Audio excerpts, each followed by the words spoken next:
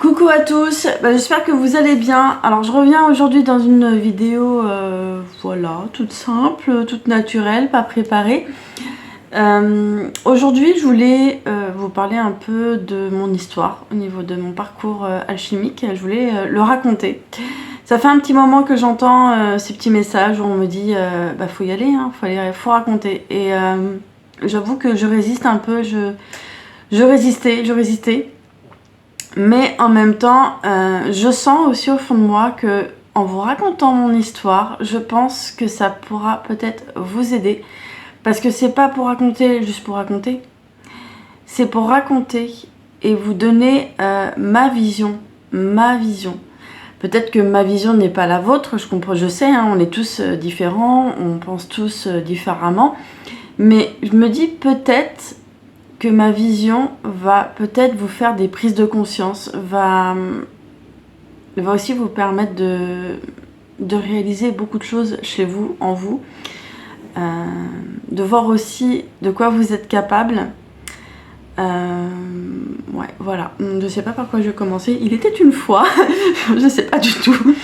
Alors, ouais, je pense qu'on va revenir à comment dire, 6 ans en arrière. Ouais, 6 ans en arrière. C'était pendant le premier Covid. Alors, premier Covid,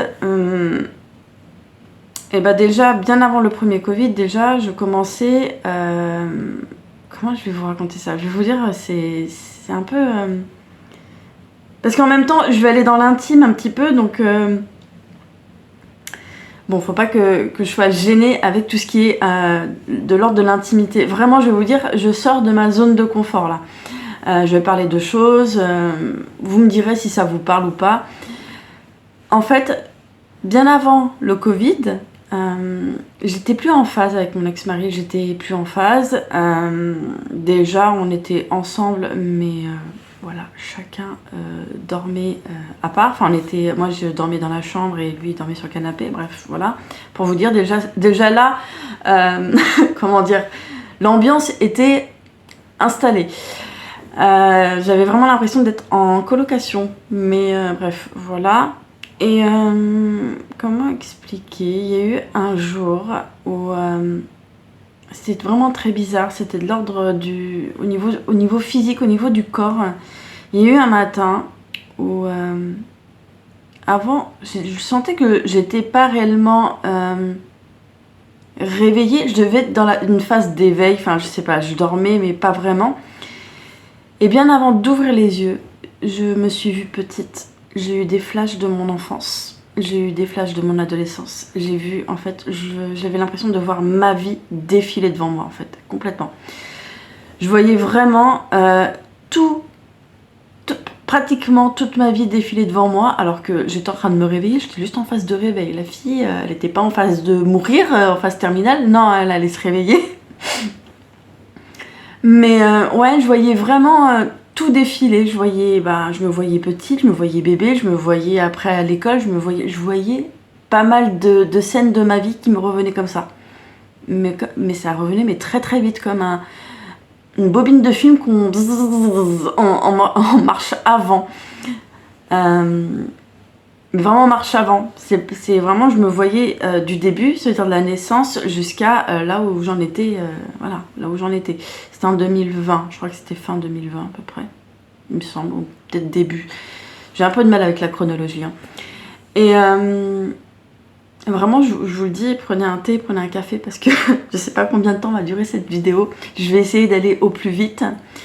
Enfin, au plus vite. Je vais essayer de faire court, pour pas que ça soit trop barbant pour vous.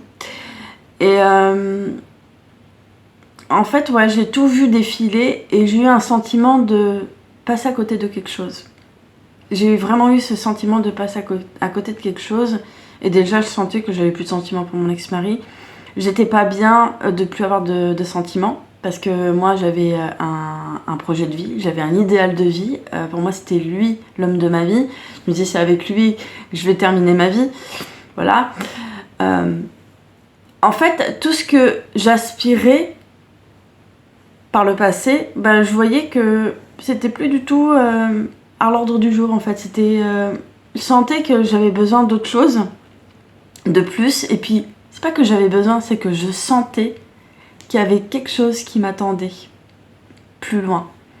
Et je vais vous dire une chose, c'est que bien avant cette phase-là, avant le Covid, quelques années en arrière, déjà, je vais vous dire une chose, c'est que j'étais déjà dans un chemin de développement personnel, j'étais déjà en thérapie, j'allais en thérapie. Ce que je faisais aussi, c'est que j'étais très curieuse, j'allais regarder beaucoup sur YouTube, j'étais curieuse de tout, je voulais me développer, un grand besoin d'apaiser ma souffrance.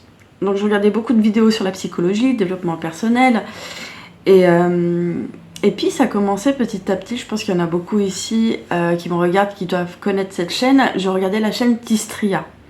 La chaîne Tistria, à chaque fois que je la regardais, j'avais un sentiment d'après.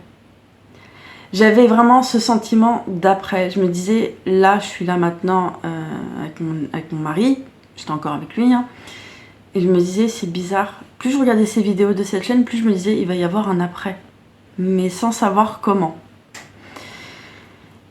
Et chaque chose que je voyais sur YouTube qui avait en lien avec un peu la spiritualité, parce que j'étais plus dans le développement personnel, hein, dès que je voyais quelque chose qui était en lien avec la spiritualité, j'avais ce sentiment d'après, qu'il allait avoir quelque chose après, sans savoir de ce que c'était en fait, vraiment. Mais j'avais ce sentiment qu'il y avait quelque chose de plus grand qui m'attendait. Et je vais vous dire, voilà, après j'ai dit à mon ex-mari que j'avais plus de sentiments, et c'était bon, pendant la période en plus où je venais d'accoucher en plus, donc pas simple. C'était pas simple parce que, surtout pour moi, je préfère insister sur ça, surtout pour moi, parce que beaucoup pensent que les personnes qui actent la séparation, c'est facile pour elles, parce que voilà, non, c'était pas simple pour moi. J'avais plus de sentiments et j'étais dégoûtée de plus avoir de sentiments. J'étais dégoûtée, de moi en fait, hein. Je me disais mais c'est pas possible en fait, je me disais mais je peux pas me faire confiance. Je me suis je me suis fait ce pacte d'aller jusqu'au bout et j'ai pas tenu. Et ouais, j'ai pas tenu. Donc rien que ça, je me suis dit aïe, ça fait mal. Et j'ai pleuré pendant une semaine avant de dire que c'était terminé. Bref, voilà. Et j'ai voulu, voilà, enfin, j'ai dit à mon ex-mari que je voulais divorcer. Bref, derrière ça aussi, j'avais un projet, faut le dire. Déjà, j'étais en train de m'imaginer ma vie. Ma vie après le divorce. Je vais vous dire, je me voyais un peu comme... Après, j'avoue que j'étais toujours influencée par les actrices, j'ai toujours eu des modèles. Et puis c'est vrai que ça me donnait envie, je me dis, j'en ai marre que de regarder. J'aimerais aussi vivre vraiment ce que je vois. Et il y a certaines choses que j'ai pu réaliser, quelques rêves, pas tous. Mais je me suis dit, quand je vais divorcer, déjà là, j'étais en train de me faire une liste. Pour vous dire, c'est comme une sorte de bucket list. Bon, j'allais pas mourir, mais voilà, c'était une sorte de bucket list. Je me suis dit, ça, j'ai pas pu le faire parce que j'étais en couple. Là, maintenant que je suis plus en couple, je vais plus être en prison. Voilà, je vais plus être en prison. Et je me disais, je vais être seule, donc je vais pouvoir faire plein de choses. Et je me suis fait toute une liste de tout ce que j'aimerais faire, en fait, tout ce que je rêvais de faire. C'était mon projet. Hein. Je me suis dit, je divorce parce que derrière, il y a une liste qui m'attend. Je vais devoir cocher cette liste. Bon, cette liste, je l'ai pas cochée. Je l'ai pas tout coché, mais voilà, c'était un projet. Pour vous dire, mon projet, c'était vraiment de vivre différemment, d'écouter des podcasts. Je me voyais un peu comme Julia Roberts dans Mange, Prie, Aime. Je sais pas si vous voyez le truc. Mais j'étais vraiment dans ce délire-là. Donc voilà comment ça s'est à peu près passé, on va dire, par rapport au divorce. Mais bon, pour moi, j'étais vraiment... déjà dans ma tête, j'étais divorcée. Déjà dans ma tête. En fait, sentimentalement, pour moi, c'était fini. Même si on venait de signer, et après on a signé le divorce. Pour moi, bien avant d'avoir signé, sentimentalement, j'étais célibataire. Voilà. Et ce qui s'est passé... c'est que pendant cette période, je cherchais un logement. Enfin, je rigole parce que je préfère prendre les choses, on va dire, à la légère. C'est ma façon. J'ai toujours été comme ça. Et je cherchais un logement. C'était compliqué. C'était là que c'est devenu compliqué parce que je suis de nature impatiente. Pour moi, il faut que ça aille vite. Il faut que tout aille vite. Sinon, je pète un câble. Pour vous dire, voilà, je suis partie très loin aussi, parce que tellement j'ai attendu de l'avoir, mon appartement, que je suis partie foutre le bordel voilà, au service social, faut le dire, hein. J'ai à peu près tout pété dans la salle d'attente, tellement j'étais en air. Mais ça s'est calmé. Mais voilà, j'étais en recherche de logement. Et mon projet, c'était vraiment de partir et cocher ma liste, en fait, hein. Et puis aussi, il y avait des envies de me former. J'ai toujours aimé l'astrologie. Bon, après, je ne vais pas dire que je suis experte, mais c'est des choses j'ai toujours été attirée par tout ce qui est mystique, le subtil. Je me vois encore petite, j'avais des goûts au niveau série, au niveau musique, enfin bref, tout était encore un peu lié à tout ce qui était un peu paranormal, le subtil, le mystique, tout ça, ça m'attirait. L'astrologie surtout, parce que j'adorais, même quand j'étais petite, j'entendais mon signe qui passait à la radio, j'adorais écouter voilà, l'astrologie du jour. Bref, voilà, pour vous dire, j'étais vraiment dans ce projet-là de me former à l'astrologie. Et en fait, je ne l'ai pas fait, hein, je me suis formée sur d'autres trucs. Mais bref, il y avait un projet pour moi de vivre différemment, de changer mon mode de vie. Voilà, puis il y avait aussi ce sentiment de trucs plus grands que moi. Et pendant cette période, j'étais déjà sur un groupe Facebook qui m'aidait beaucoup, parce que c'est vrai que psychologiquement, c'était pas top, hein. Voilà, et j'avais besoin d'être entourée. Et ce groupe me donnait vraiment un coup de boost. Moi, j'avais vraiment toujours besoin de coup de boost, d'un coup de motivation, parce que j'ai cette tendance à vite me décourager.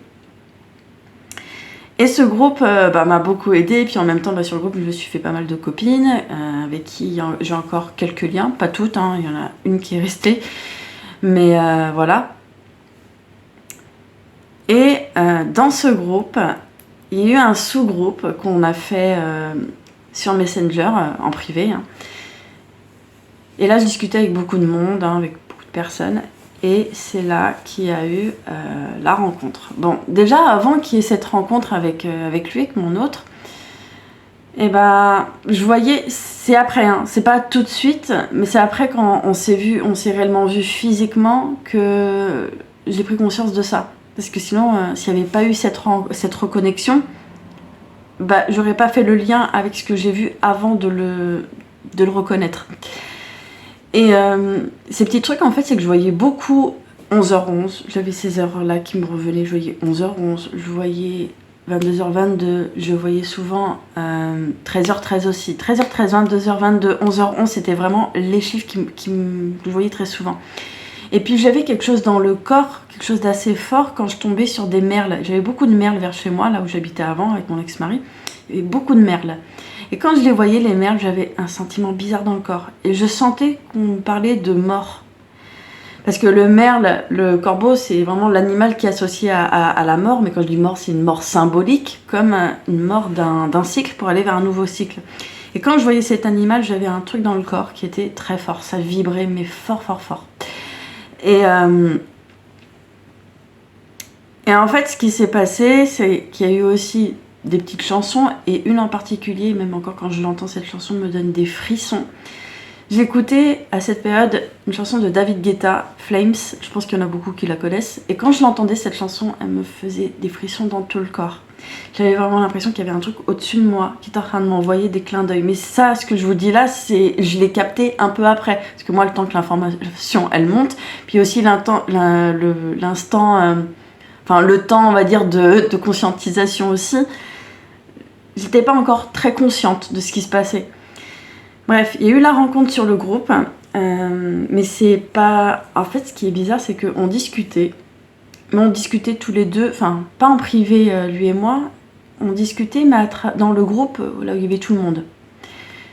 Et puis c'est vrai que par moments, je parlais beaucoup de moi, je parlais de mes goûts, et puis à chaque fois il me disait c'est marrant, mais moi aussi. Enfin, on avait toujours un peu les mêmes goûts, il y avait beaucoup de similitudes. Et moi, c'est vrai que quand il me parlait, quand je le voyais arriver sur le groupe où il y avait tout le monde, et que moi j'arrivais, et déjà dans l'énergie, quand je discutais avec lui, j'avais un sentiment de... C'est au fond de moi ce que je ressentais, j'ai vraiment un sentiment de... Pas d'amour sur le coup, mais un sentiment de quelque chose de familier en fait. Quand il venait vers moi, on discutait sur le groupe, il y avait tout le monde qui était là, tout le monde discutait, hein, on n'était pas en privé pour le moment, hein, c'était comme ça dans les débuts. Et ben moi j'avais toujours ce sentiment de collaboration. C'était vraiment le mot qui me venait quand il venait vers moi. J'avais vraiment un sentiment de collaboration. Et même quand je discutais avec lui, j'avais l'impression de discuter avec un collaborateur. Je me disais, mais j'avais ce sentiment dans le corps qu'on était en train de travailler ensemble, alors qu'on ne travaillait pas ensemble, on était juste sur un groupe. Je sais pas, il y a eu tout un délire où j'avais vraiment l'impression que j'allais travailler avec. Et je vais vous dire une chose. Moi, je suis partie de cette croyance, et ça c'est depuis mon enfance, et je sais d'où ça vient. Je me suis toujours dit, jamais, je me dis, mais jamais de jamais, au grand jamais, j'irai travailler avec mon partenaire amoureux. Jamais de la vie je ferais cette erreur, moi, d'aller travailler avec mon partenaire amoureux. Pourquoi je ferais ça? Parce que, en fait, j'avais cette croyance où je me disais, mais si je travaille avec quelqu'un, c'est sûr, à 100%, qu'on va faire faillite, qu'on va déposer le bilan. Et je me suis mis, c'est une croyance qui est bien rentrée dans mon corps, dans mes petites cellules, où je me suis dit, mais si je travaille avec un mec, ça va pas marcher, ça va vraiment pas marcher, ça va couler. Et ça, je sais que ça vient de mon expérience, enfin c'est pas mon expérience, mais ça vient de mon vécu familial.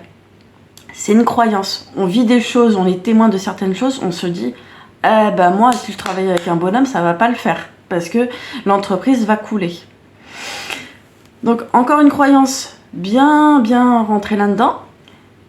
Et pourtant, mon corps réagissait comme ça, comme si c'était un collaborateur. Je vais vous dire, j'ai vraiment cette sensation-là.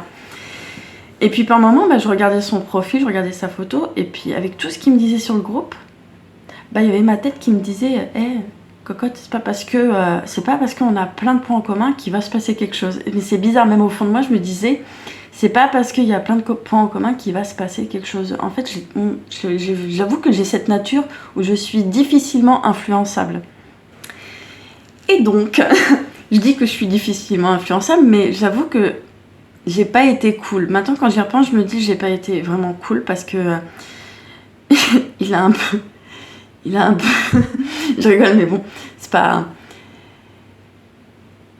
Il a douillé dans les débuts, vraiment, faut le dire, parce que il a insisté. Par moment, il venait vers moi, il m'envoyait des musiques, des chansons, et je pense que c'était sa façon de faire pour. J'aime pas le mot. Ouais, c'est un peu de la drague, faut le dire. Il y a un peu de séduction, forcément. Et puis, ouais, il m'envoyait des musiques. Et puis, c'est vrai que dans les musiques, je me disais, mais pourquoi j'ai envie de pleurer? J'avais ce sentiment, envie de pleurer. Et en fait, à partir de ce moment-là, quand il a entendu ça, quand il a lu ça, quand je lui ai dit ça, il m'a dit, ouais, c'est normal. Il me dit, on a un peu la même hypersensibilité musicale. Putain, j'arrive plus. Musicale. Et ouais, c'est vrai qu'il y avait certaines musiques qui me partageaient. Ça me faisait un truc au niveau du cœur. Je me suis dit, là, je vais pleurer tellement que c'était intense, c'était fort. Et en fait, petit à petit, il commençait un peu à me dire, mais regarde, enfin, plein de petits points en commun qu'on avait forcément. Je vais pas rentrer dans les détails parce que voilà, je respecte un peu sa vie. Bon, j'ai des jumelles. Il a des jumeaux. On est de la même année, lui et moi. Quand on regarde nos dates de naissance, mon Dieu. Mais bon, je vais pas rentrer dans les détails parce que je respecte quand même. Mais pour vous dire des similitudes comme ça, j'ai des jumelles, il a des jumeaux. Plein de trucs comme ça. Je me revois encore petite. C'est pour ça que je vais vous parler de ces petits trucs là aussi, peut-être que ça va vous parler, hein, ou pas. Quand j'étais petite, et je m'en rappelle encore, hein, c'était avant les 10 ans, quand je discutais avec mes copines d'école, je pense qu'on l'a tous fait, hein, on a eu toujours je pense, tout le monde a eu ce genre de discussion avec les copains et copines d'école de plus tard, de se projeter plus tard dans le futur. Et moi, j'avais toujours ce truc où je disais, moi, je sais pas pourquoi, mais je me voyais avec 2 filles. Tu vois, j'avais envie de filles, je disais 2 filles, et s'il y a un garçon, je voudrais pas qu'il y en ait un, je voudrais aussi 2 garçons. En fait, je me disais 2 filles, 2 garçons, comme ça on fera des équipes. Voilà, pour vous dire, 2 filles, 2 garçons. Ma vie, elle m'a amené des jumelles, et puis voilà, je rencontre mon autre qui a des jumeaux. Voilà, et en plus des vrais jumeaux. comme moi, des vraies jumelles. Donc plein de petits trucs comme ça. Et bref, bon, il y a eu un jour, il m'a tendu pas mal de perches. Et moi, je prenais pas. Moi, je résistais. Des fois, même, je lui disais laisse-moi laisse-moi tranquille. Enfin, je voulais même pas discuter. Non, laisse-moi. J'étais un peu dans une fuite. Voilà, j'étais dans la fuite. Lui, il était beaucoup dans la chasse. Et moi, j'étais dans la fuite. En fait, il y avait ce truc qui se disait au fond de moi c'est pas possible, non, il se passera pas ça. Et pourtant, j'avais pas envie, mais mon corps et mon cœur a résisté un jour. Un jour, je lui ai dit clairement voilà, que je ressentais quelque chose pour lui, qu'il y avait quelque chose qui était fort. Et même lui, il le sentait, il me dit bah oui. Il me dit bah oui, lui, il le voyait déjà depuis le début, sauf que moi, j'étais vraiment inconsciente. J'étais pas du tout consciente de mes sentiments pour lui. Et c'est vrai qu'aussi autour, il y a eu plusieurs personnes, plusieurs hommes, on va dire, qui me tournaient aussi autour. Et moi, ça m'intéressait pas trop, mis à part un où je me disais, bon, peut-être. Et encore, je savais pas comment faire, j'étais pas sûre. Je pensais même aussi qu'il y en avait un d'entre eux, de ces hommes, qui pouvait être mon âme sœur. J'étais partie loin, où je pensais même que ça pouvait être une âme jumelle. Bref, et puis il y a eu pas mal de signes après quand j'ai rencontré mon hôte où je me suis dit c'est pas possible, là je suis sur un lien de flamme jumelle. Parce que je commençais déjà à faire des recherches alors que voilà, on s'était même pas encore vu physiquement. Je voyais des trucs sur internet et même lui, quand je lui en parlais, il me disait Je pense qu'il sentait quelque chose, mais en même temps, dès que je lui parlais d'internet, pour lui, non, va pas trop sur internet regarder ce qui se passe, ça va trop t'influencer. Et bref, il y a eu tout ça. Il y a eu ce jour où je lui ai dit que je ressentais quelque chose pour lui, que voilà, il y avait des sentiments, que c'était fort et que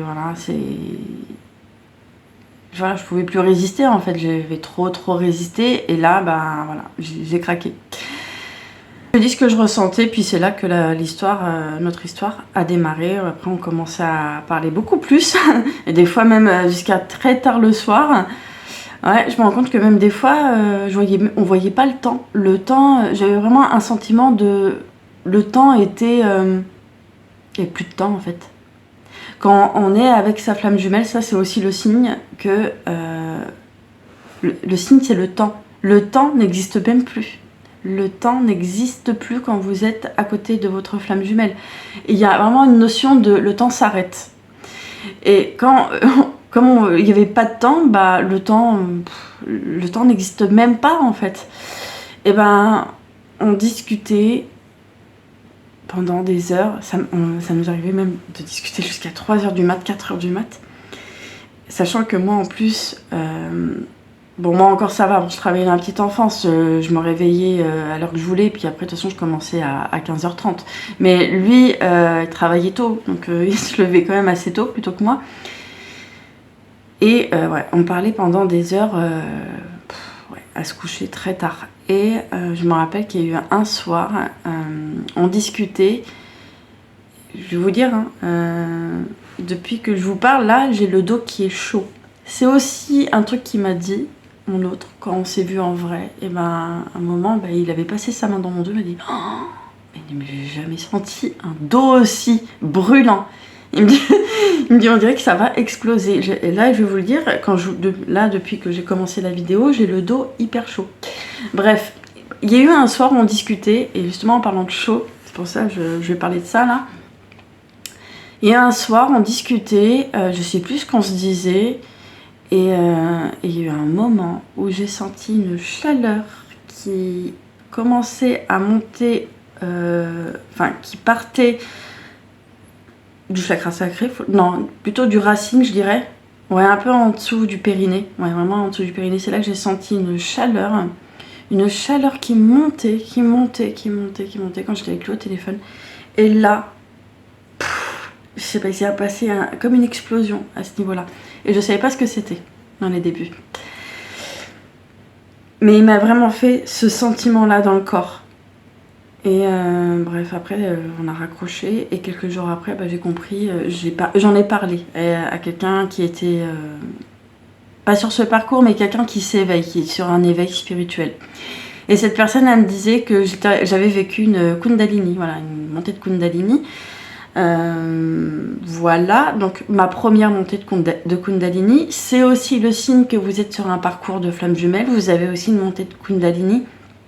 C'est ça aussi qui va vous permettre d'aller débloquer certains chakras qui ont été bloqués. Mais bon, ça ne veut pas dire que ça ne va pas se rebloquer, ça dépend après de votre chemin, de votre cheminement.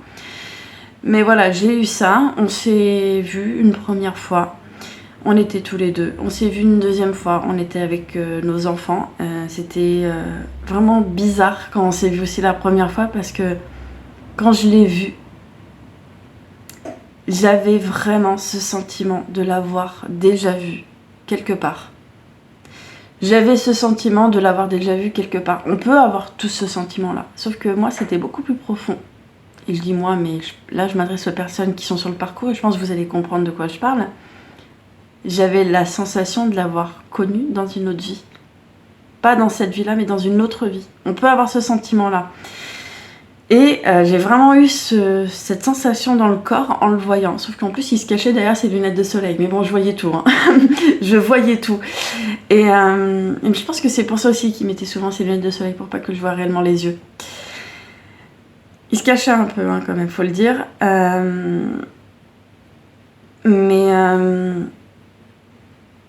Il y a aussi un souvenir qui me revient, bon là c'est pas, on va pas dire c'est non plus, c'est pas très très intime, mais c'est aussi un souvenir pour moi qui est marquant. Vous allez vous dire que peut-être que c'est futile, mais je m'en rappelle, on était au parc, lui et moi, on était seuls, hein, il n'y avait pas nos enfants ce jour-là.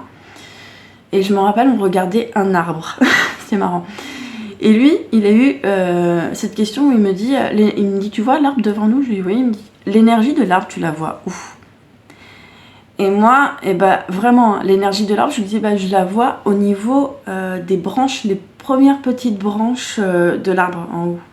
Les premières branches des autres branches, bref, parce que vous voyez. Je dis, moi, l'énergie, je la vois là. Et lui, il m'a dit, ah ouais, c'est marrant, il me dit, parce que moi, il me dit, je la sens beaucoup plus là, à la racine. Et maintenant, quand je pense à ce truc-là, ce souvenir, c'est marrant, parce que j'associe ça toujours un peu aux éléments. Il est un signe d'eau, donc je me dis c'est normal qu'il ait senti l'énergie au niveau des racines parce que l'eau c'est proche de la terre, donc voilà, terre, très terre-terre, enfin très terre-terre, terre-eau, ça va avec. Et moi je suis un signe d'air, donc c'est normal que je sente l'énergie, moi je suis un petit peu, voilà, faut le dire. Et j'ai associé ça en fait. Et dans les conversations aussi, il a avoué, enfin je dis, il a avoué, enfin si lui-même il a dit, j'avoue que oui, il me dit, on m'a souvent reproché, on lui aurait souvent reproché son côté très doux, très sensible, très féminin. Et moi ça c'est quelque chose que j'adorais chez lui. Puis en général, un homme qui accepte son côté féminin, pour moi il n'y a rien de plus viril en fait. Mais lui, pour lui c'était une blessure parce que, voilà, pour vous dire, je pense qu'il n'est pas le seul homme. Il y a beaucoup d'hommes à qui on met ce truc assez lourd de l'homme il n'a pas le droit de se montrer faible, il faut qu'il soit viril, il faut pas qu'il pleure, il faut qu'il montre voilà, sa virilité. Et lui il avait cette blessure là, sauf que moi je trouvais ça mais tellement beau. Bref, voilà. Et maintenant avec du recul, c'est là que je capte que moi je suis pas une femme très féminine, faut le dire. Et avec du temps, avec le recul, je me rends compte que j'ai beaucoup plus de masculin, moi, que de féminin. Et j'ai besoin quand même aussi d'aller retrouver ça chez moi. Même quand je suis dans ma créativité, j'ai comme l'impression, je vais vous dire, hein, moi j'ai vraiment ce sentiment que quand je suis dans ma créativité, et pourtant j'adore créer, j'ai comme l'impression d'être un bonhomme qui fait des créations. J'ai vraiment cette sensation-là.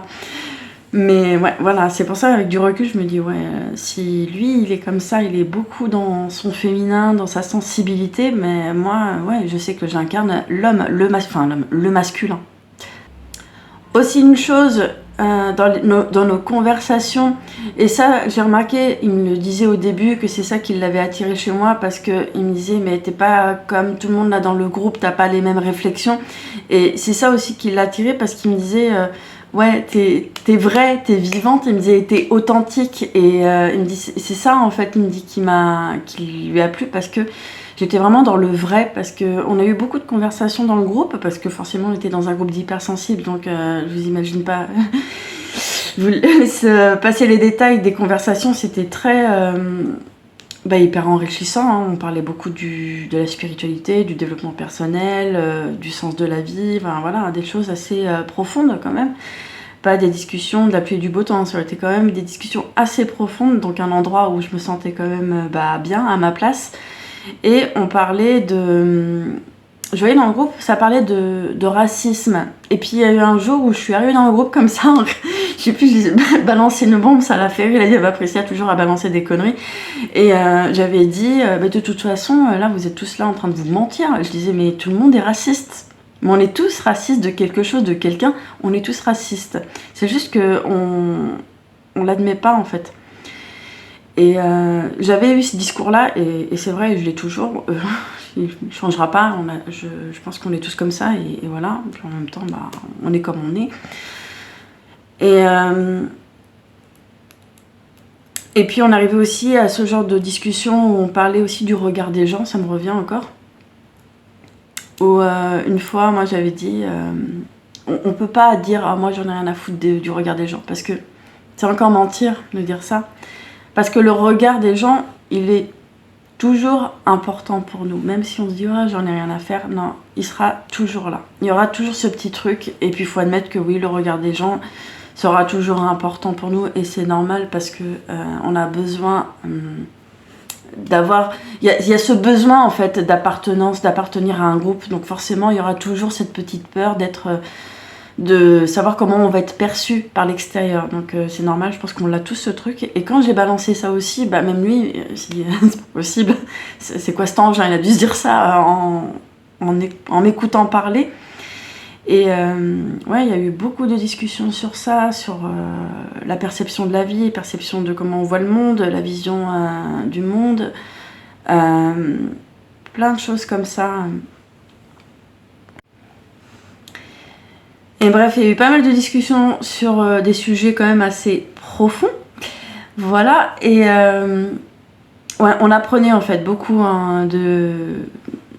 de nos échanges entre lui et moi. Et c'est vrai que ça aussi, il me disait, oh là là, il me dit, mais moi je rêverais en fait qu'on puisse avoir ce genre de relation. Et il me dit, et puis tu m'apprendras des choses, et puis moi aussi je t'apprendrai des choses. Puis on apprenait, mais ouais, beaucoup. Et moi je pense que c'est ça aussi qui m'a plu dans la relation. Parce que, alors lui recherchait cet amour inconditionnel. Moi je pense que c'était pas... je le recherchais pas spécialement parce que, en fait il faut le dire, hein, honnêtement c'est comme ça que je le ressens. Je recherchais pas l'amour inconditionnel. Peut-être parce que moi je le vivais déjà à l'intérieur de moi. Parce que je l'ai aussi, on va dire, expérimenté aussi avec mon ex-mari. Voilà, faut le dire que maintenant quand je repense à mon ex-mari, oui, j'ai expérimenté l'amour inconditionnel avec lui, parce que faut le dire, il avait un petit, enfin moi je dis petit handicap, mon ex-mari, et je sais qu'il y a beaucoup de femmes, je pense, beaucoup de femmes qui sont très, on va dire, sur l'apparence. Je pense qu'il y a certaines femmes qui accepteront pas d'être avec un homme qui a un petit handicap. Bref. Je rentrerai pas dans les détails parce qu'on va dire encore, je respecte l'intimité de chacun. Mais ouais, moi je pense que j'ai expérimenté l'amour inconditionnel avec mon ex-mari parce que j'ai accepté beaucoup de choses chez lui. L'amour inconditionnel, c'est accepter des choses qui sont différentes de nous, qui peuvent même être opposées à nous, et prendre quand même l'autre en fait. Prendre l'autre comme il est, même s'il n'a pas la même culture, même s'il n'a pas la même religion que nous. Voilà, c'est tout ça l'amour inconditionnel, c'est prendre l'autre tel qu'il est, peu importe sa religion, peu importe sa culture, peu importe d'où il vient, peu importe ses épreuves, peu importe son histoire. Bref, je pense que vous avez capté le truc. Voilà. Et moi, en fait, je recherchais dans la relation je cherchais à être vraiment stimulée intellectuellement, à pouvoir avoir un partenaire où je vais pouvoir être stimulée.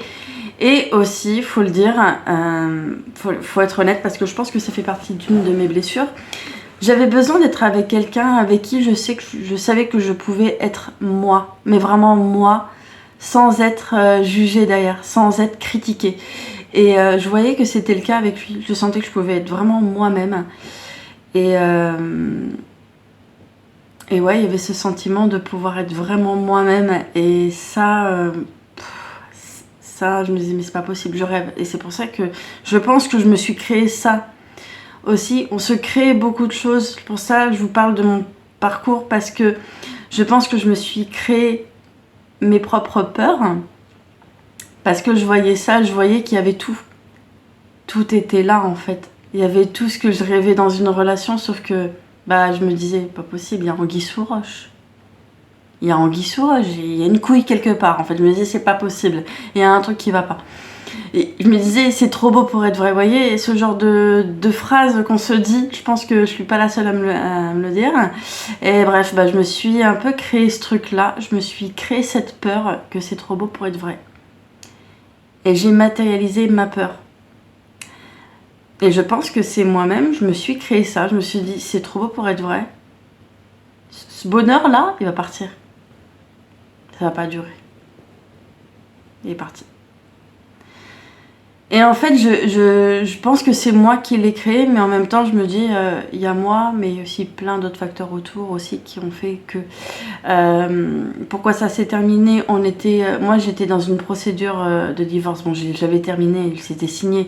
C'est juste que moi, j'étais très fatiguée par mes recherches. Je cherchais à partir. Et c'est vrai que j'avais pas la tête à rentrer dans une relation alors que j'avais pas mal de choses à côté. J'avais tout un... Je me suis fait une liste d'endroits, d'appartements à aller visiter, enfin, pas mal de recherches. Donc j'étais sur ça, j'étais focalisée sur ça, c'était ma priorité. C'était pas forcément la relation, et pourtant au fond de moi, ben, j'en avais vraiment envie, mais vraiment. C'est juste que dans ma petite tête, je pensais que je pouvais tout gérer. Je me suis dit, oh bah tiens, oui, puis c'est là, elle va chercher un appartement, puis en même temps, elle va rentrer dans une nouvelle relation. Elle est capable de tout gérer, elle a tellement toujours su tout gérer. Bon, ça c'est facile, je vais pouvoir gérer. Bah non. Et bah non. Il a fait que, voilà, ça s'est terminé au bout d'un moment. Et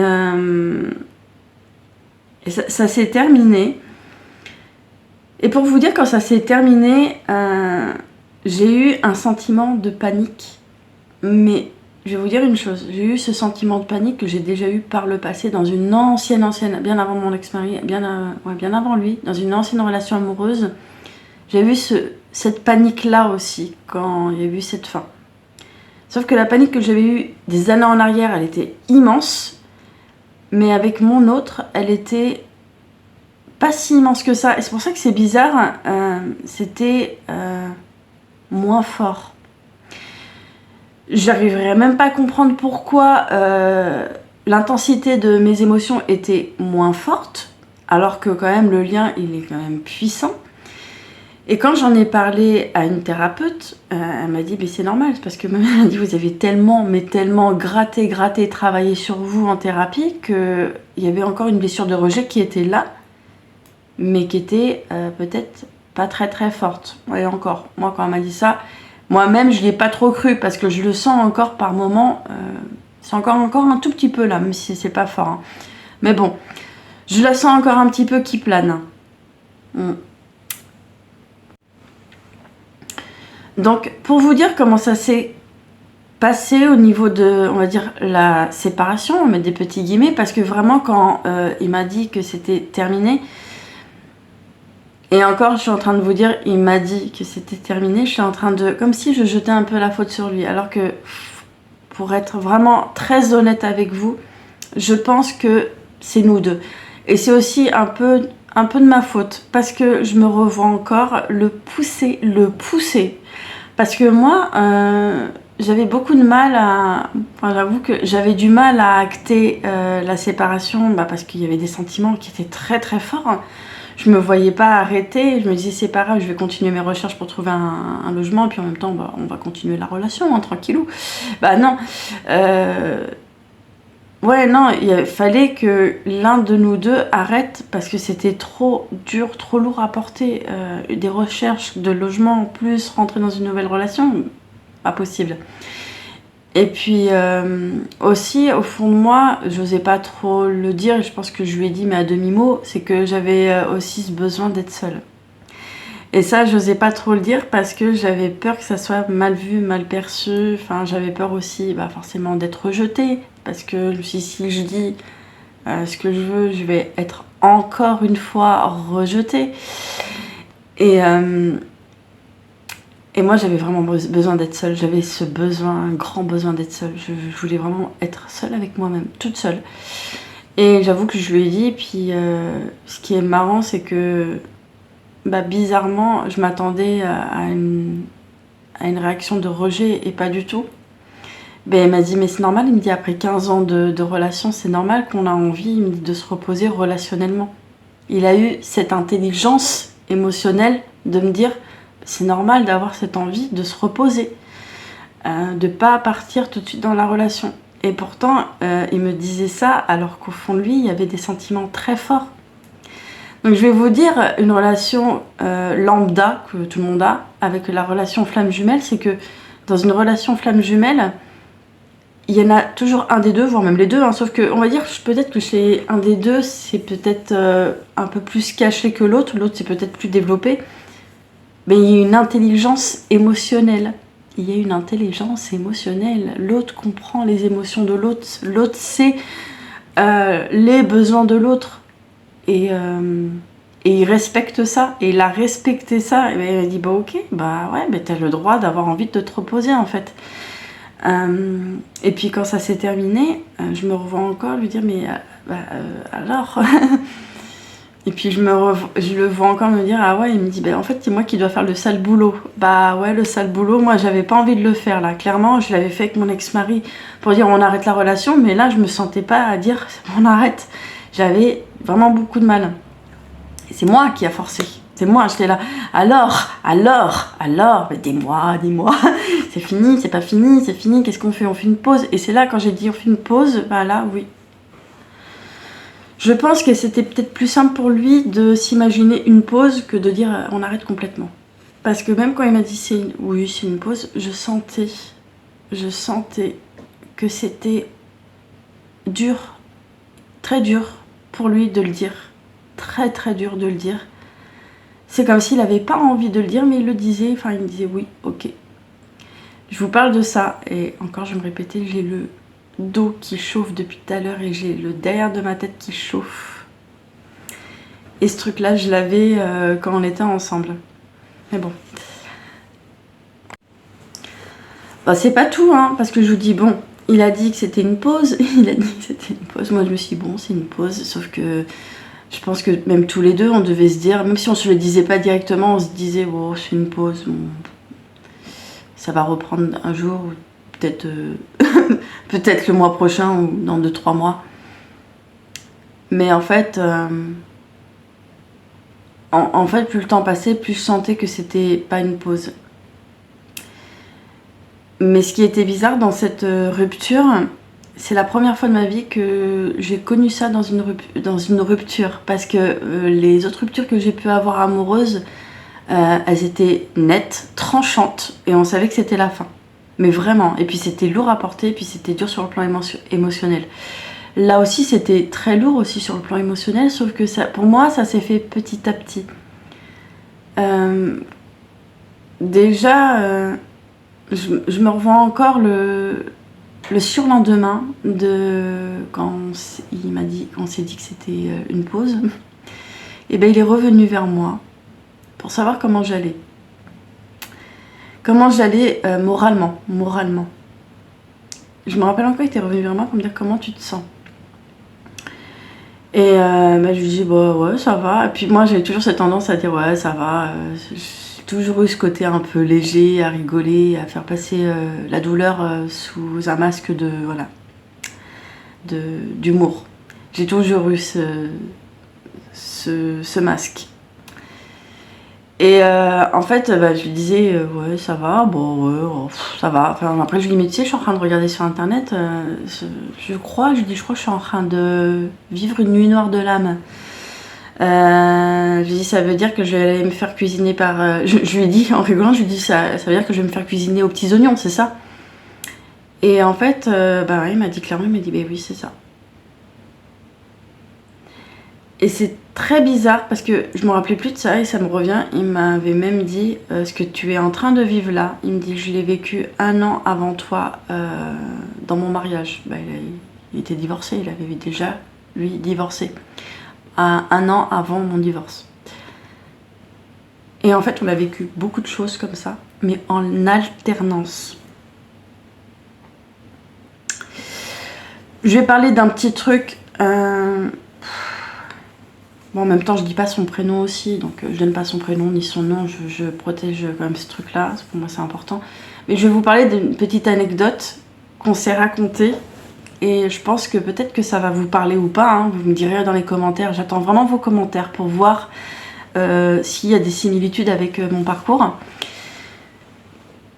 Quand j'étais allée chez lui, je m'en rappelle encore, on discutait, et en fait, ce qui m'a le plus marqué quand je suis allée chez lui, c'est les discussions qu'on a eues ensemble. Les discussions, quand j'y repense, je suis encore un peu sous le choc. Encore un peu sous le choc. Pourtant, ça fait quand même des années, hein, mais quand j'y repense, je me dis, waouh, quand même. Hein. La vie, comment elle est faite, c'est un truc de ouf. Et puis même lui, des fois, quand on parlait, il me disait truc de ouf. Il me dit, on parle pareil, on a la même façon de parler, on a le même vocabulaire, on parle un peu pareil. Même lui, il me dit, mais c'est quoi cette histoire? Il y a eu un moment, je me rappelle, je faisais ma rétrospective de ma vie sentimentale. Et ça, c'était avant qu'on se sépare. Je faisais ma rétrospective de ma vie sentimentale et je me rappelle, 1 heure après, eh ben, il était venu vers moi pour me parler par SMS. Et puis, par SMS et plutôt aussi par vocal, hein. Enfin, on faisait beaucoup de vocaux. Et je sais plus comment on est venu à parler de ça, puis je lui dis ah ouais bah ouais, et puis je lui dis bah ouais bah tu vois, je lui dis tu me parles de ça alors que je lui dis il y a même pas 1 heure, j'étais en train de faire ma rétrospective de ma vie sentimentale, je pensais à toi, puis je lui dis je pensais aussi à tout ce que j'ai vécu avant toi. Et ça l'a surpris, il m'a dit mais ah bon? Je lui dis bah oui, il me dit mais c'est marrant, il me dit là, il me dit avant de venir te parler, il me dit moi-même, il me dit j'étais en train de faire ma rétrospective. Plein de petits trucs comme ça. Des fois, il me demandait mes goûts niveau musical. Je lui parlais d'un groupe que j'adore encore. Hein. Et même quand je lui ai dit mes goûts par rapport à ça, bah, j'ai vu, il a pas voulu trop se devancer, mais il m'a dit ah bah oui, forcément. C'était pour lui comme une question bête. Et je pense qu'au fond, bah, il savait que j'allais lui répondre ça. Et puis il sentait que j'avais cette sensibilité. On avait la même sensibilité au niveau musical. Voilà. Et... oui, donc alors, on va aller sur l'anecdote que je voulais vous raconter par rapport à lui et moi. Quand j'étais chez lui, on a parlé de plein de choses, beaucoup de choses. Et c'est vrai que nos conversations tournaient toujours autour de nos vécus par le passé et puis aussi de nos croyances. Et c'est vrai qu'il y a un moment où je lui avais fait un compliment, je me rappelle encore de ça. Je tourne autour du pot, je vous raconte pas l'anecdote, j'y arrive. Hein. Il y a eu un moment où je sais plus, je lui ai fait un compliment et je vais vous dire, moi c'est pas ma nature et c'est avec personne, j'ai jamais été comme ça à faire des compliments. Et je lui ai fait un compliment, je sais plus sur quoi, et je lui ai dit profites-en parce que moi je suis pas du genre à caresser, à caresser dans le sens du poil, je suis pas du tout comme ça. Et quand je lui ai dit ça, il m'a regardé, il m'a dit ah ouais, mais pourquoi? Je lui ai dit bah peut-être parce que moi on m'a trop fait de compliments pour derrière se foutre de ma gueule en fait. Et là, je pense qu'il a compris que j'avais cette croyance de ah bah je vais pas trop faire de compliments parce que il va croire que derrière il y a un intérêt, alors que j'avais aucun intérêt de lui faire. Il n'y avait pas d'intérêt il n'y avait pas de mauvaise pensée derrière ce compliment. C'était voilà, ça venait du cœur vraiment. Et bon bref, j'arrête. On va aller rentrer dans le vif du sujet, dans l'anecdote. Alors il y a une anecdote qu'il a vécue. En 2007, juillet 2007, c'est ce qu'il m'a dit. Hein, et puis moi, bah, après, je lui ai un peu dit ce qui s'est passé pour moi en juillet 2007. On ne se connaissait pas en juillet 2007. En juillet 2007, il a eu une opération à la tête, ici. Alors, je sais plus. Bah, je sais que c'était devant. Il avait un gros kyste devant. Et moi, en juillet 2007, je me suis fait opérer d'un kyste qui était derrière. Qui était là. Moi, quand on me touchait derrière la tête avant, c'était pas plat comme là maintenant. Ça me faisait une petite bosse. Et lui a eu son opération l'année et le même mois que moi, bref. Voilà, pour vous dire ce genre d'anecdotes, de clins d'œil, de synchronicité. Enfin, moi, je vois ça aussi comme des signes, hein, des clins d'œil. Bref, on prend ça comme on veut. Hein. Mais cette relation de, j'allais dire karmique, oui, c'est karmique, hein, de flamme jumelle, elle vous montre beaucoup de choses chez vous en miroir. Si pour vous c'est... Je sais que c'est lourd, hein, je dis si pour vous c'est lourd. Pour moi aussi ça a été très très lourd. Mais j'ai cette façon de voir les choses, j'ai toujours eu cette façon de voir les choses différemment. Et avec tout ce que j'ai vécu dans ma vie, au-delà de ce parcours, bah je me dis le parcours, tranquille quoi. Hein. Tranquille, c'est rien à côté. Ce parcours, je vais pouvoir...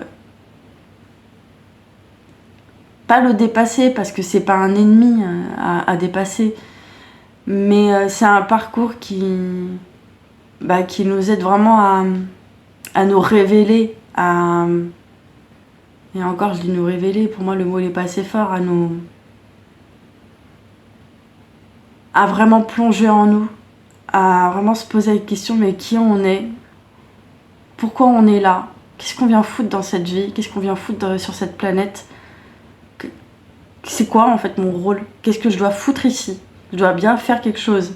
Je suis pas ici pour rien. Et pour vous dire, il y a beaucoup de personnes qui tombent en dépression pour beaucoup de choses, pour des grosses épreuves assez lourdes. Et beaucoup aiment pas ce vocabulaire. C'est un peu New Age, hein, je sais, une lueur de l'âme. Mais une lueur de l'âme, pour moi, il y a une différence entre une vraie une dépression et une lueur de l'âme. La lueur de l'âme, je sais qu'il y en a beaucoup qui aiment pas... vont peut-être pas aimer ce que je vais dire, mais pour moi, je vois ça comme une dépression positive. Une dépression révélatrice. C'est une dépression qui va vous révéler à vous-même. C'est une dépression qui va vous montrer qui vous êtes réellement. Qui va vous montrer ce que vous êtes venu foutre ici. Hein.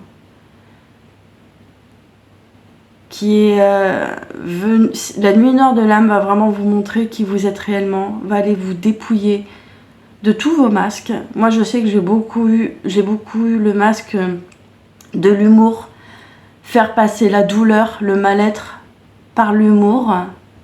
Et je sais que c'est aussi ma nature, j'adore rigoler, j'adore faire rire, j'adore faire la con, hein, c'est dans mon caractère.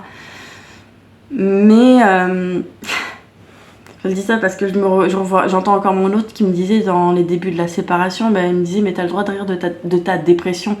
Mais ouais, parce qu'il voyait en fait, comment je fonctionnais, il savait, j'avais l'impression vraiment l'impression, c'est pas qu'une impression, il voyait tout, il voyait mon âme en fait.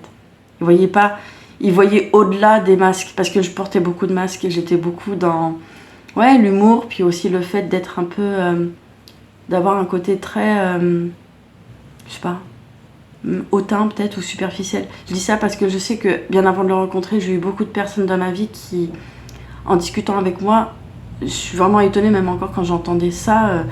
Bon, je l'entends plus heureusement, mais beaucoup de personnes me disaient ah mais t'es simple alors, mais t'es simple en fait. Pourquoi me dire ça? Pourquoi me dire mais t'es simple en fait? Parce que je pense que j'avais aussi ce masque-là de la fille hautaine. Alors, pour ceux et celles qui sont actuellement en séparation, je sais pas si ça va vous aider si je vous dis ça. Parce que moi, vraiment, c'est ma façon de voir les choses. Hein. Alors, je sais pas, peut-être que ça va vous aider ou pas. Vous me direz en commentaire si ça va vous faire des prises de conscience ou même vous rassurer. Mais je sais que dans les débuts, la séparation, c'est compliqué parce qu'il y a aussi le côté obsessionnel. On est obsédé par l'autre. On pense tout le temps à l'autre. On est obsédé. Il peut y avoir aussi pas mal d'émotions qui remontent. On peut avoir une haine envers notre autre, faut le dire. Hein. Je suis passée par là où à un moment où je voulais même plus entendre parler du parcours, pour vous dire. Hein. Pour moi, je me disais, mais c'est un parcours de perché, ce truc-là. Hein. C'est pas possible, c'est pas pour moi. Limite, des fois, j'avais envie de casser le lien, d'aller le couper tellement ça allait toucher des choses que voilà, je voulais pas voir chez moi. Et en fait, heureusement qu'il y a la séparation. Heureusement qu'il y a la séparation, parce que moi, je vais vous dire une chose. Imaginez-vous déjà, là, maintenant, je sais que c'est compliqué. d'être séparé de la personne qu'on aime le plus, mais le plus au monde, j'ai envie de dire même, parce que je vais vous le dire honnêtement, moi quand il y a eu la séparation, j'avais l'impression, c'est bizarre de le mettre au même stade, je mettais au même stade que mes enfants. J'avais vraiment l'impression qu'on m'avait arraché mes filles. J'avais vraiment l'impression qu'on m'avait arraché mes filles, qu'on m'avait arraché la vie. J'avais vraiment ce sentiment-là qu'on m'avait arraché la vie. Il n'y avait plus de vie en moi. Il n'y avait plus rien.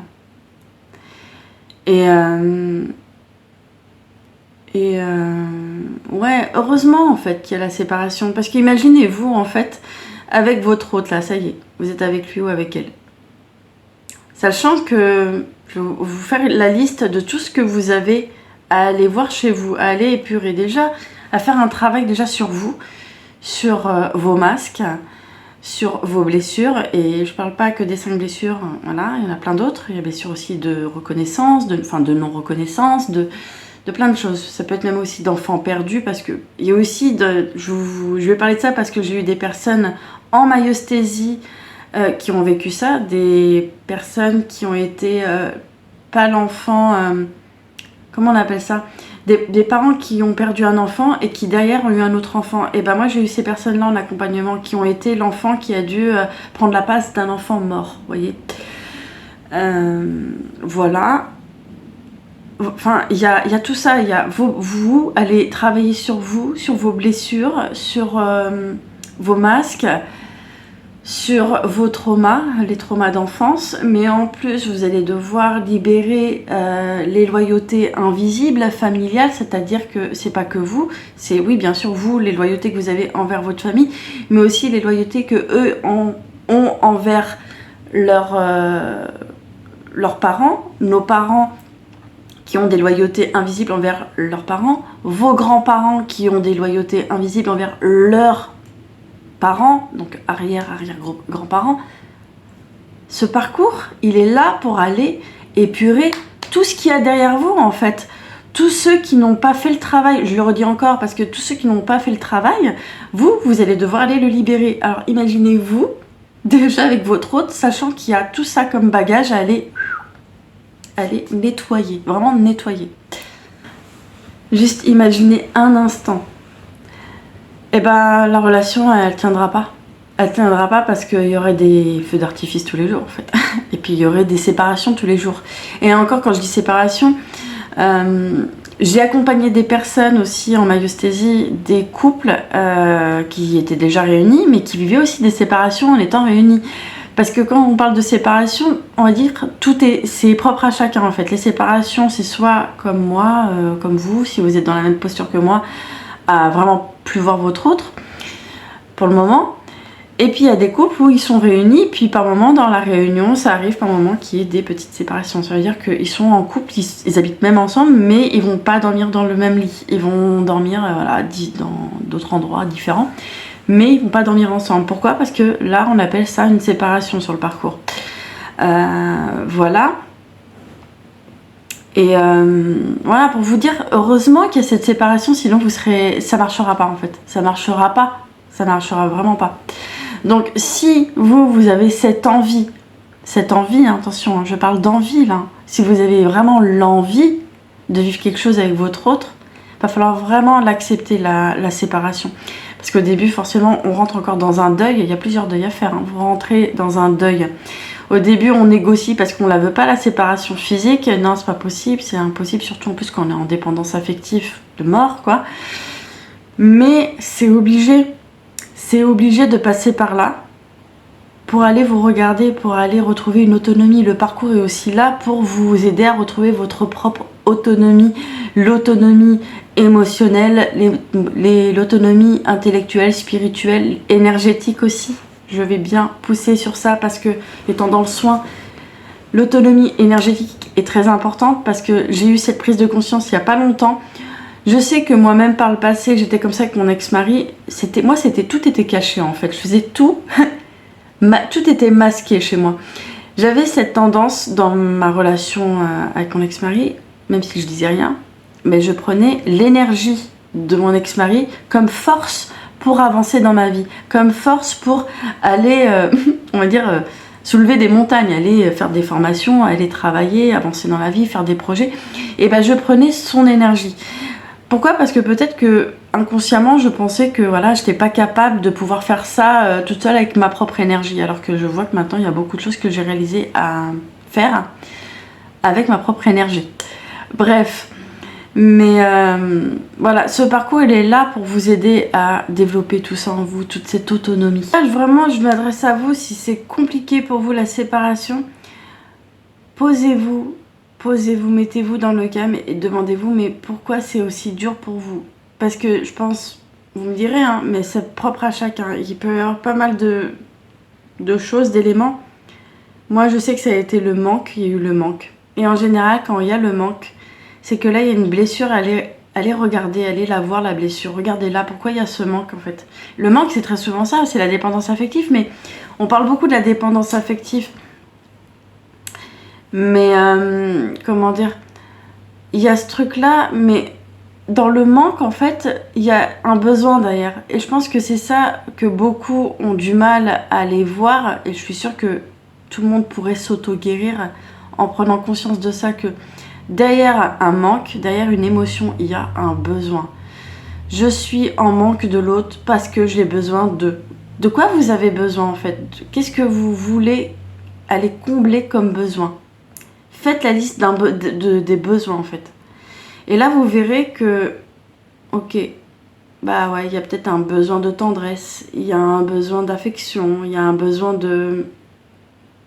d'être admiré, d'être reconnu, bref, tout ça.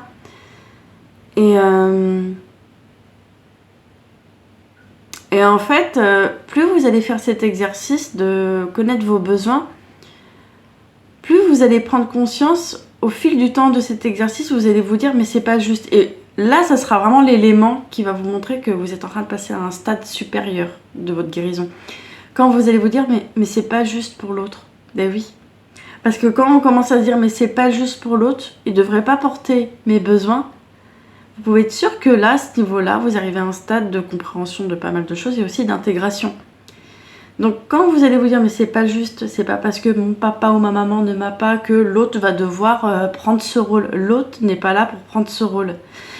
Et le parcours vous aide aussi justement à devenir votre propre parent. Je sais que vous allez me dire mais c'est encore des mots qu'on entend, des phrases galvaudées. Concrètement, qu'est-ce que ça veut dire? Mais le parcours vous permet aussi de devenir votre propre parent, de devenir votre propre père et de devenir votre propre mère.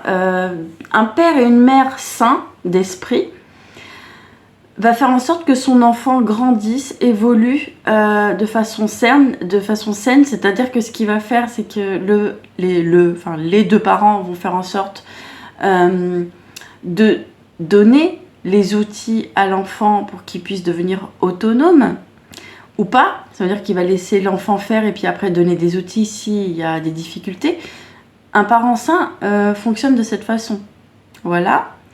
Et donc, si vous avez eu des parents comme ça, vous savez, après, en étant adulte, vous savez comment faire. Parce que vous avez eu des modèles sains, vous savez comment faire. Donc, vous allez pouvoir vous le faire pour vous-même.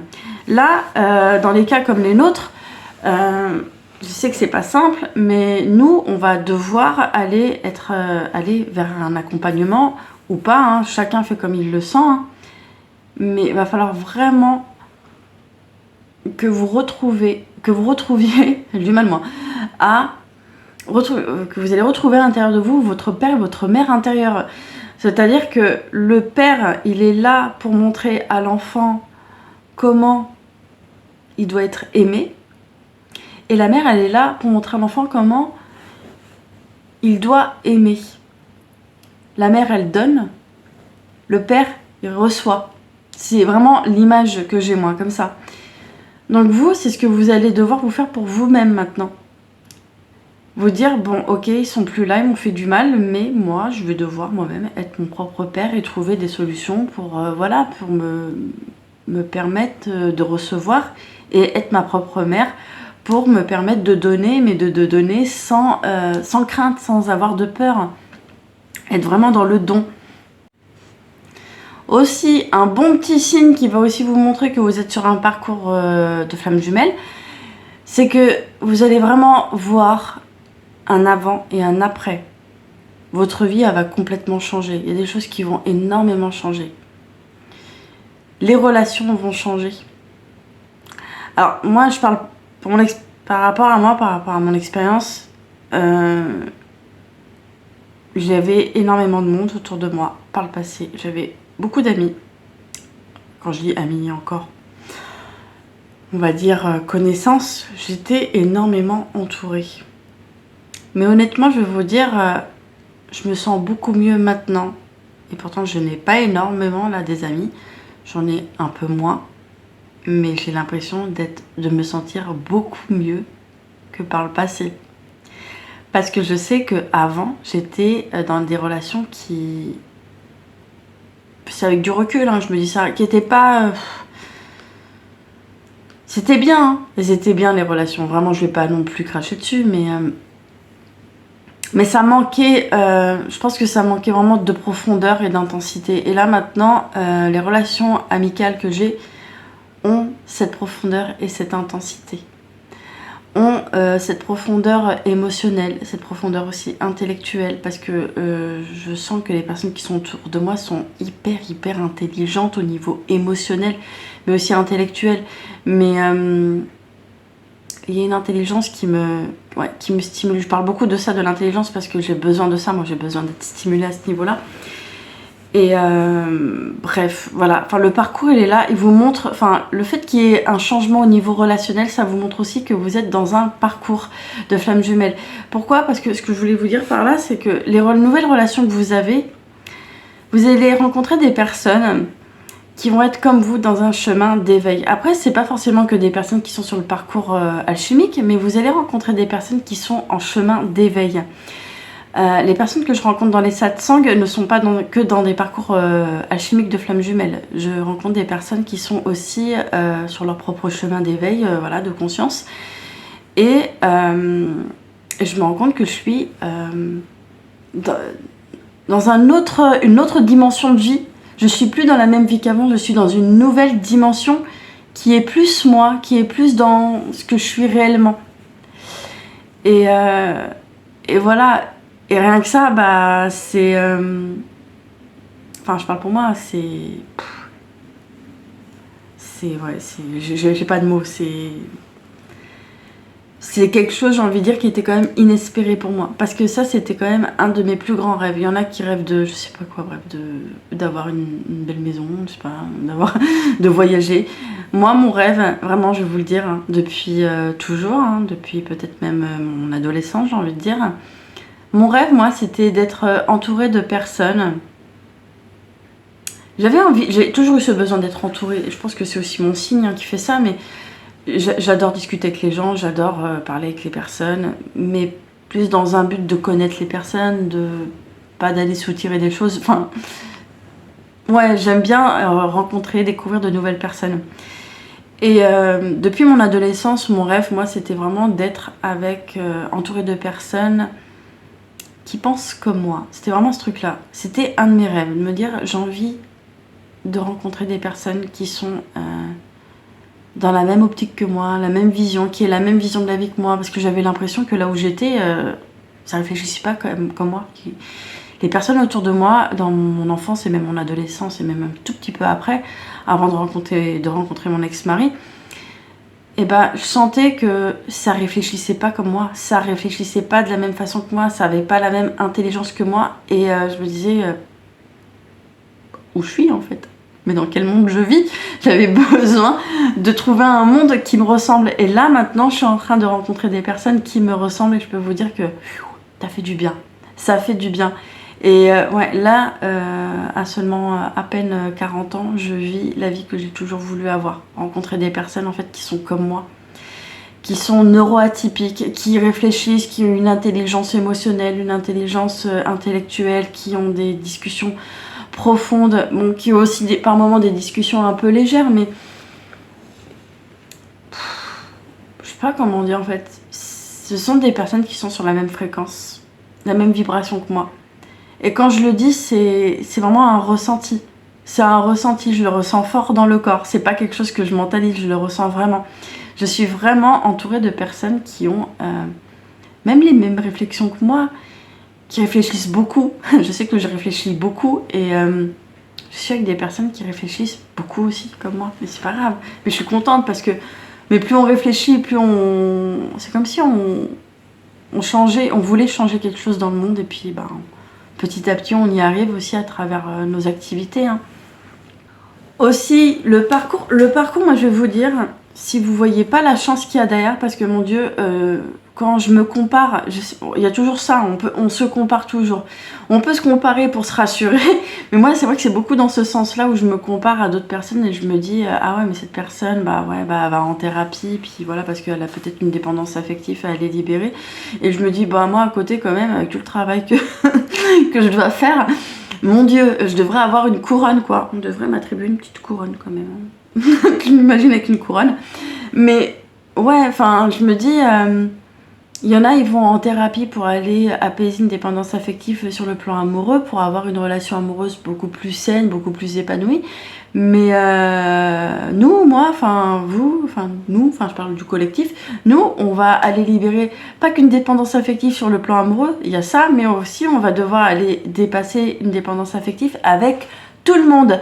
Pourquoi? Parce que dans le parcours Flamme Jumelle, je le dis parce que c'est ce que je vois aussi en thérapie, hein, quand j'accompagne en maïeusthésie, j'ai eu des personnes qui sont en dépendance affective, même envers leurs propres amis, d'être dépendant affectif envers même les amis, même leurs enfants, même ça peut même être quelqu'un de l'entourage professionnel, ça peut être un ou deux collègues, ou ça peut être même leur patron, mettre leur patron sur un piédestal ou le voir comme un dieu. Vous voyez, il y a ce truc-là d'idolâtrer l'autre et de même pas voir sa propre valeur. Et ce parcours, il est là pour vous montrer justement votre propre valeur, à aller apaiser cette dépendance affective qui est plutôt, on va dire, pas que amoureuse, mais collective. Ça veut dire avec tout le monde. Le parcours Flamme Jumelle, il va pas vous lâcher tant qu'il va voir que vous allez créer à nouveau un attachement envers quelqu'un ou quelque chose. Il est là vraiment pour vous dépouiller parce que je vais aller loin, hein, parce que là je vais parler des addictions et voilà. Enfin, parce que j'accompagne des personnes aussi avec des addictions en maïeusthésie. Très souvent, quand on est en dépendance affective envers quelqu'un ou même plusieurs personnes, on va aller apaiser cette dépendance, sauf que comment on peut savoir qu'on l'a réellement apaisé cette dépendance? C'est que derrière, eh ben, on est réellement, comment dire, sevré, parce que c'est comme une drogue, hein. On est des drogués de l'amour, hein, clairement, faut le dire. On est sevré, mais derrière, il n'y a rien en fait. On est sevré et c'est tout. On ne fait rien. Là, vous pouvez être sûr que vous êtes vraiment sevré, apaisé de la dépendance affective. Mais il y en a beaucoup qui vont se dire, ah bah ouais, mais moi aussi, ça va, je suis apaisée. Sauf que derrière, ce qu'ils vont faire, eh ben, ils vont aller au casino, jouer aux jeux de hasard. Il y en a qui vont commencer à boire l'alcool, il y en a qui vont prendre du shit, il y en a qui vont prendre du LSD, il y en a qui vont regarder des films, voilà, qui vont aller dans une sexualité exacerbée, voire même la prostitution. Je sais, je pars loin, hein. Mais c'est ça en fait, c'est les addictions, l'alcool, voilà, parce que j'ai pas envie d'être bannie. L'alcool, la drogue, le sexe, bref, il y a tout ça, toutes ces addictions-là, je parle de ça, mais aussi les achats compulsifs, tout ce qui peut exister comme addiction, le parcours va aller voir vos addictions et les mettre en lumière. Tout ce que vous voulez pas voir, ça va vous le mettre en lumière et vous dire pourquoi vous faites ça. Si vous êtes là à me regarder ce soir, ou je sais pas quand je vais la publier, mais et que vous me regardez avec un verre d'alcool dans les mains, pourquoi vous buvez ce verre, hein? Posez-vous la question, pourquoi vous le buvez? Est-ce que c'est vraiment une envie, parce que voilà, vous buvez pas assez souvent, et puis voilà, il y a une envie? Ou est-ce que, ah bah je bois parce que là j'ai envie de fuir un problème? Très souvent c'est ça, l'addiction c'est pour fuir, on veut fuir quelque chose qu'on veut pas voir. Et donc le parcours il est là pour vous montrer tout ça en fait, d'aller vous sevrer de toutes vos addictions. Et en général, quand il y a des addictions, c'est qu'il y a quelque chose qui a besoin d'être mis en lumière. C'est que vous voulez cacher quelque chose derrière une addiction. Et les addictions, c'est tout. Les addictions, c'est aussi les tierces, parce que beaucoup voient les tiers sur le parcours de Flammes Jumelles comme des personnes. C'est pas que les enfants, hein. C'est pas que l'ex-mari, hein. C'est pas que la belle-mère ou l'ex-belle-mère. Hein. Les tiers, c'est aussi les addictions. C'est le verre d'alcool que vous prenez tous les matins. C'est le petit shit que vous roulez le soir avant d'aller dormir. C'est le film porno que vous allez vous mater avant d'aller dormir. Tout ça, c'est des addictions.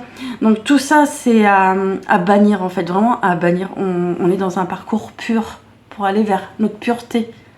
Bon, je vais essayer de raccourcir un peu la vidéo, mais pour vous dire que voilà, ce parcours, il va vraiment vous aider à libérer énormément de choses. Et aussi, le signe que vous êtes sur un parcours de Flammes Jumelles, c'est que vous allez avoir une médiumnité qui va se développer plus. Et ça, c'est pas des mots dits comme ça dans le vent. Je vais vous parler un peu de mon expérience. Mon autre, quand on s'est reconnecté, pendant cette période-là, il y a eu un moment, et plusieurs moments comme ça, mais je vais en évoquer qu'un seul parce que faut vraiment que je termine la vidéo. Il y a eu un moment où j'ai fait une sortie astrale. Ça faisait très longtemps que j'avais pas fait ça. Je faisais ça enfant, adolescente, et puis j'ai arrêté mes conneries. Et puis là, ce parcours, enfin la reconnexion m'a permis de refaire ça, de jouer avec ça, d'aller faire des sorties astrales. Et il y a eu un jour où j'ai fait une sortie. Je l'ai vu. J'ai vu mon autre chez lui. Et je voyais exactement ce qu'il faisait. Il était même passé à côté de moi. Et je me rappelle qu'un jour, il m'a appelé. On discutait. Et je lui dis, ça va? T'as bien étendu ton linge? Et là, j'entendais plus personne au bout du téléphone. Allô? Il y a quelqu'un? C'était blanc. Plus personne. Je m'étais toujours là.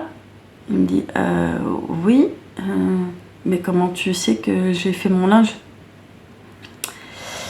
Voilà, je lui dis bah j'ai vu, hein. Puis je lui dis puis t'as aussi un peu rangé un livre là dans ta bibliothèque? Ouais. Et comme elle dit ouais, j'ai senti dans sa voix, il était surpris. Je lui dis bah je pense que ouais, je t'ai vu il y a même pas 30 minutes faire tes petites affaires et tout. Et je me rappelle encore de sa phrase, de ce qu'il m'a dit après ça. Il m'a dit waouh, il m'a dit tu médiumnises énormément. C'était vraiment le mot. Tu médiumnises énormément. Et ça, je suis pas la seule. Vous aussi, vous êtes en train de développer votre médiumnité grâce à votre parcours. Et il faut pas en avoir peur. Si vous voulez par moment venir vers moi pour que je puisse vous donner des petits conseils pour vous protéger, bah, n'hésitez pas. J'en avais peur, faut le dire, dans les débuts. Mais maintenant, bah voilà, je fais avec. Je veux vous dire, par moment, je ressens des choses chez moi. Hein. J'ai des ressentis. Je sais que par moment, je ne suis pas seule. Mais je sais pas, ça me fait beaucoup moins peur. Je dis beaucoup moins peur parce que quand je sens que c'est pas des énergies hyper pures et douces et que j'ai affaire à des entités, voilà quoi. Je reste un peu sur mes gardes. Mais ouais, j'ai vraiment beaucoup moins peur et je me rends compte, bah ouais, enfin, on dirait que je me sens beaucoup plus à l'aise avec ma médiumnité. Et c'est aussi un des signes que vous êtes sur le parcours. Bref, je pense que j'ai fait le tour. Si vous avez d'autres sujets sur le parcours, bah, n'hésitez pas à me le dire en commentaire. Vraiment, je vous invite à le faire. Et je vous ferai une vidéo. Je pense que je suis arrivée à un stade où je pourrais répondre à certaines questions. À voir. Aucune question n'est bête, vraiment aucune. Posez-moi toutes vos questions en commentaire et si vous voulez, j'en ferai une vidéo. Je vous fais plein de bisous.